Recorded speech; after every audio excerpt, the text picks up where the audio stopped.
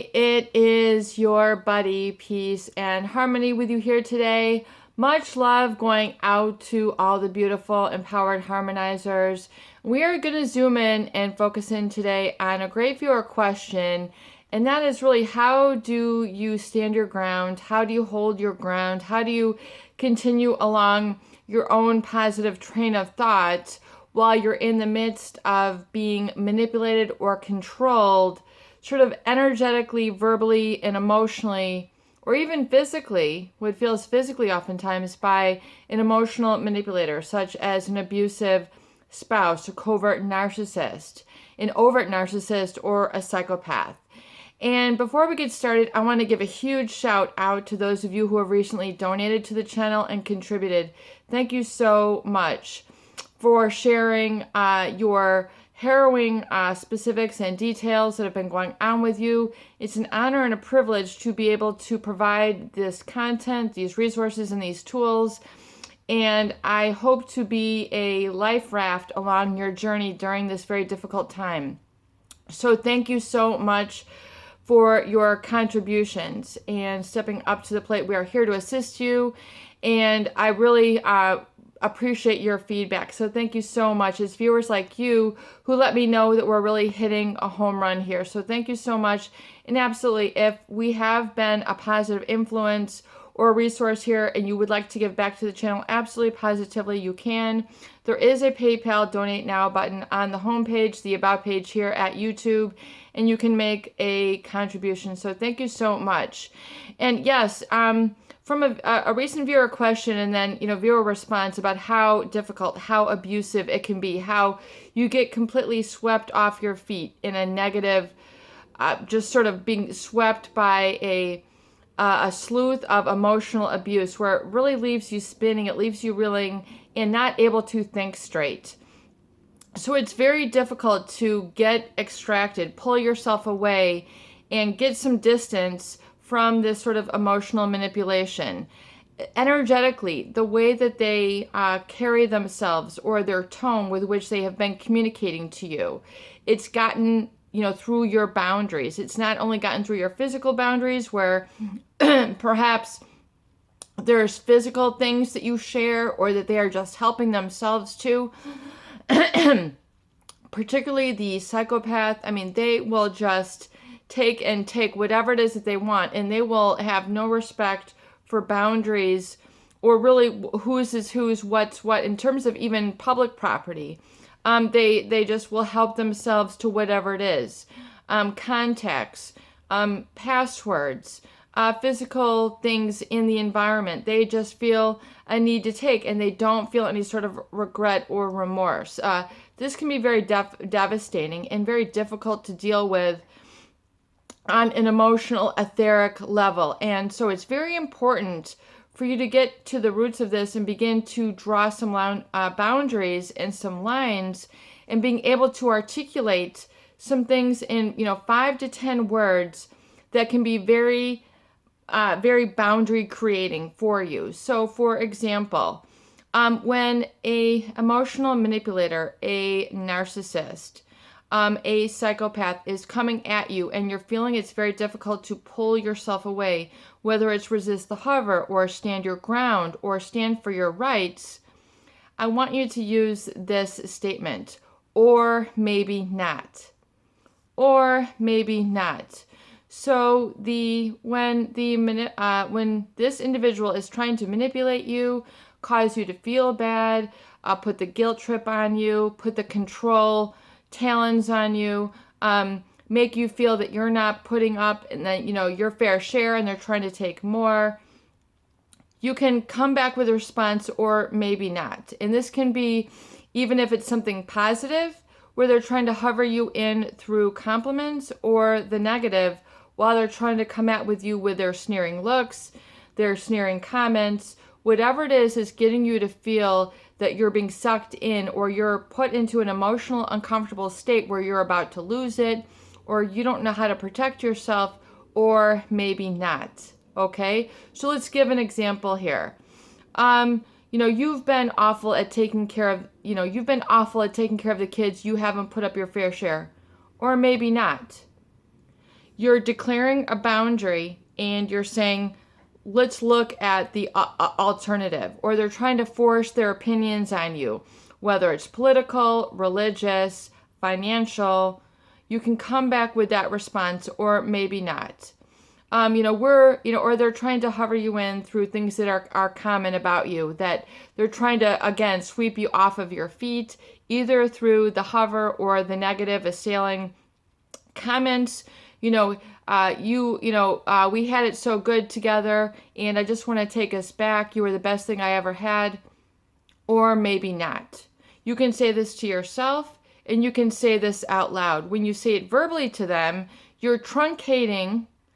You're creating a boundary, you're creating a declaration, you're creating a separation of your own feelings, your own needs, your own emotions, your own thoughts, your own opinions, and you're declaring that from at the core, and you're dissuading them, you're backing them off. Just like a bully, you need to be able to back them off. You need to be able to say, if you say, no, don't go there, you're giving them a command. So you're putting the power back in their field, on their, that part of the court. You want to take the ball back. The ball belongs with you. The control belongs with you.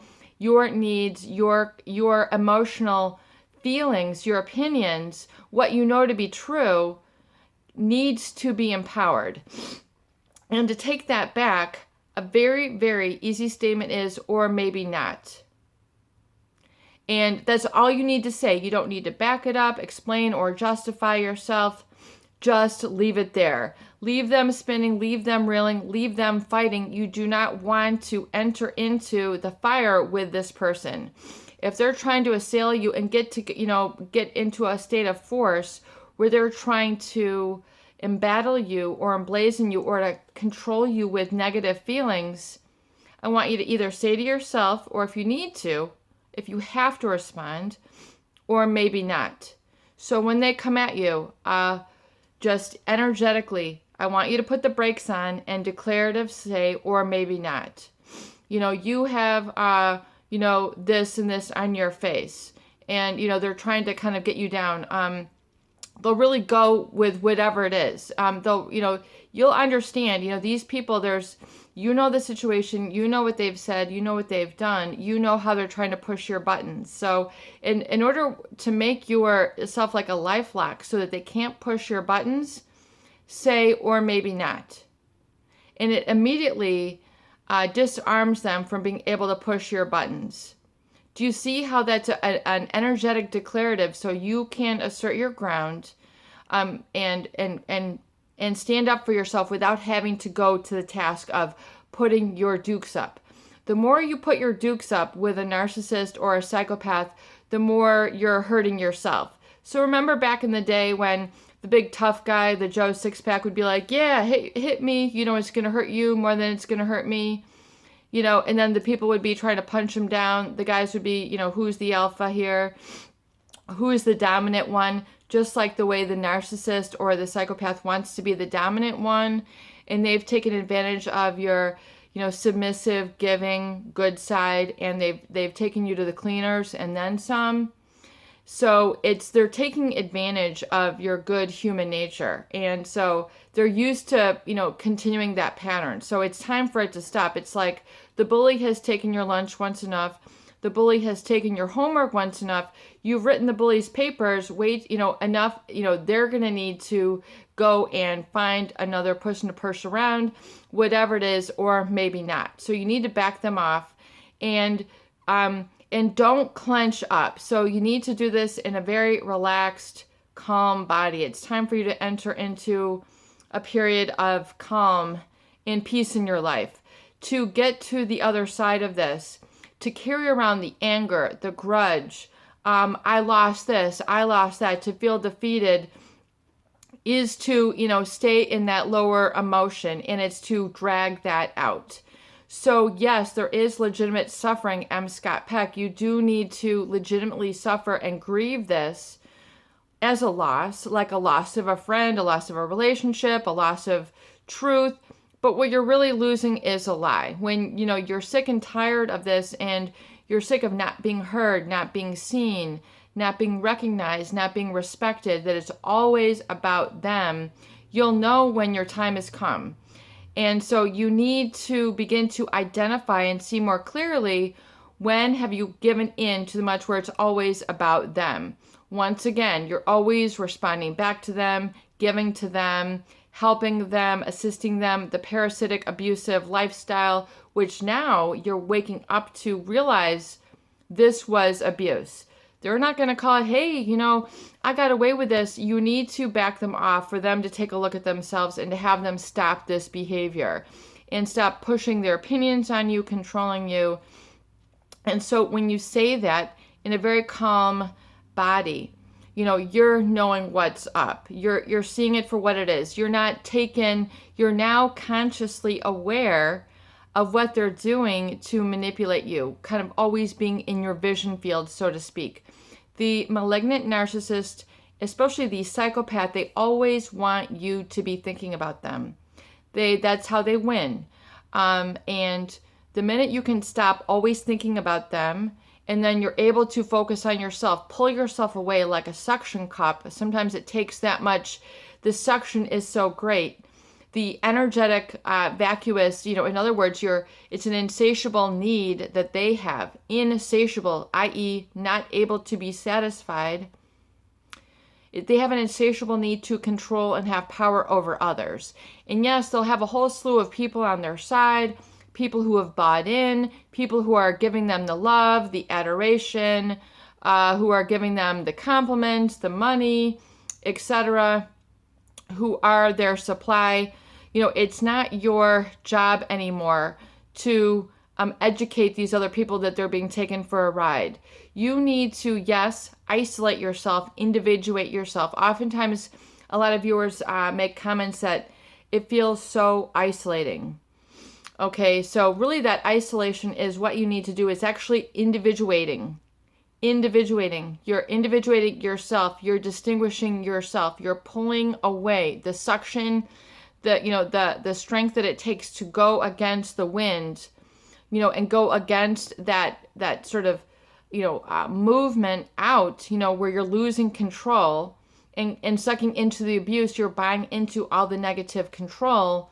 It is to pull out of that suction. It's to pull out of that allure. It's to pull out of that illusion. It's to pull out of that false reality. And so it's now getting to the truth, which might feel like a tiny mustard seed or just a tiny wisp of motion or energy there, which might feel very weak, but it will get stronger the more you hold and cling to it, which is your self-respect, your self-esteem, your positive self-regard, your thoughts, your opinions, your feelings, and your need for self-respect. And when you can embody that, then you'll be an energetic match then to others who will then be able to respect,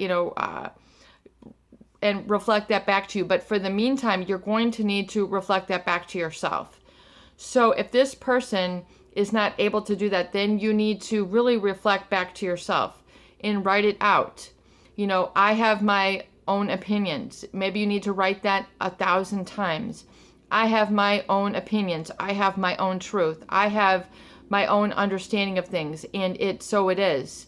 And I am at peace with this, and this is true. Maybe you need to write that out 1,000 times for you to really get it. Maybe you need to write a statement of that in your recovery journal. Maybe you need to put it in the shower. Maybe you need to put it on your refrigerator.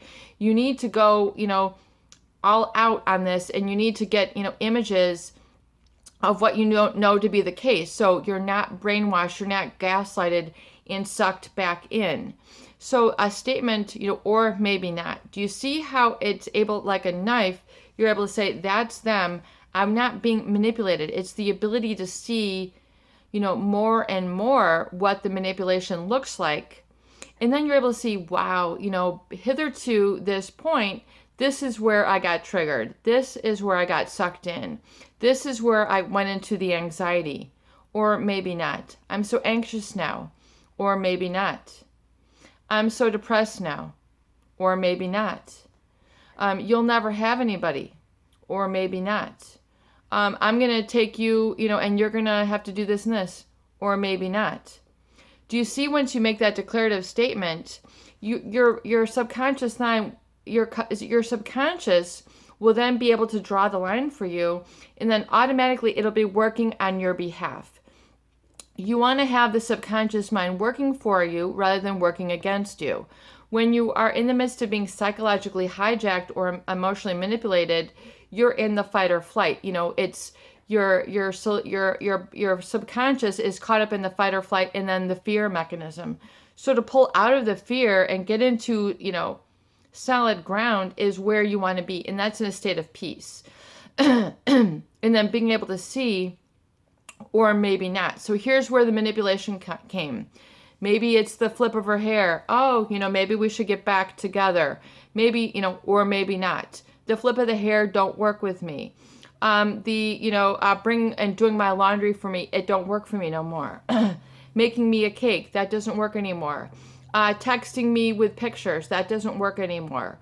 Whatever it is, the ruminations, that doesn't work for me anymore. That does not work for me anymore. Period, end of story. And if you want to make that statement, that does not work for me anymore. And then that's not where it's at. And then be declarative 100%, and you'll be able to see where you were manipulated. And you can even write this down in your recovery journal. Hitherto, I was manipulated here. I was manipulated because. And if you can then fill that in with 20 reasons, I was manipulated because, and then write down your list, you'll be able to see why, looking back in retrospect, which is higher learning, which is higher consciousness, which is, being a productive reflection back in the privacy of this video, you can then say, I was manipulated because I didn't know better. I was naive. I was young. I wanted to please my wife. I wanted to, I was going by the tenet, a happy wife, a happy life. I was going by, well, I have so much, I might as well give, give them, pay their rent. I might as well buy their son a car. I might as well. So look at where you filled in all this I might have well, when in essence, when you were doing that, you were not realizing that you weren't getting back in return. So now you can see what, in essence, you were succumbing to, what you were giving into. And so, yes, there's give and take. There's compromise and cooperation in life, of course, the law of reciprocity. But when it becomes so unbalanced that you are being negated, you are being minimized, you are not being validated, you're being tricked into thinking that you're giving where it should be needed, but it's not where it is deserved. So it's a very important distinction to make. Wow, I was giving where it was needed. In other words, these people needed me, the insatiable need for admiration, for basking in them, the unsaturated, just their incessant need to have me validate them, their incessant need to have me go along with their opinion, their incessant need for me to go along here. So that's an insatiable need. Sam Vatkin describes, from the narcissist standpoint, they have an insatiable need for admiration, support, and that validation that that's coming from outside of them. So they don't have it within, so they must take it from without. So it's to put an end to that, and then to realize, because you did not receive that, it's very important for you to give that to yourself. In whatever it is that you do, maybe you need to take a photo journal of your recovery. Taking pictures outside. This is my gallery. This is my log. This is what I find beautiful. This is what I find beautiful about life. This is what I find beautiful about me. This is what I find poignant about life. This is what I find poignant about me. And being able to develop that and then validate it for yourself, and then being able to rehearse and practice and rememorize that to build that self-validation and build those boundaries. So you can be in touch with your feelings, your needs, your opinions, even when you're going up against someone who is trying to annihilate or extinguish or erase what you know to be true, your rights, your ground. Be very clear. And what's very interesting is you continue to do this, you'll then see where you had fallen prey. You will see where you had gotten hit behind the kneecaps. You will see where it was in the trickery, the guise of what you think was, in your best interest or what was needed. You'll see that it was just giving in to the insatiable need of a malignant narcissist or a psychopath to twist and contort your thinking along their lines versus along your lines, what you know to be true, what you know to be right, and what you love and appreciate about yourself. And you'll see that that was not in the equation, and that is not good. That is not tolerated. You need to be loved, respected, and appreciated for who you are and what you've given, and not to have yourself just, blown away and not be validated and loved in that respect. You deserve love. You deserve better treatment. You can do this. Your buddy, Peace and Harmony, with you here today, and I hope that these videos do help. Please share and please subscribe for more great tools, videos, discussion, and support.